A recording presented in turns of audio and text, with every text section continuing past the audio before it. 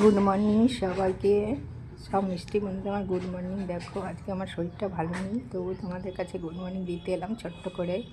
এটা আমাদের গাছের জবা, খুব সুন্দর জবাগুলো, আর দু একটা ফুল হচ্ছে পাতাবাহার। হ্যাঁ, ফুলগুলো এটা হচ্ছে গোলাপ গাছ। এটা পাতাবাহার, বৃষ্টি হলে খুব ভালো হতো, মানে পাতাগুলো সুন্দর দেখাতো, চকচক করতো। বৃষ্টি নেই তো, সব পাতায় ধুলো ধুলো ভর্তি।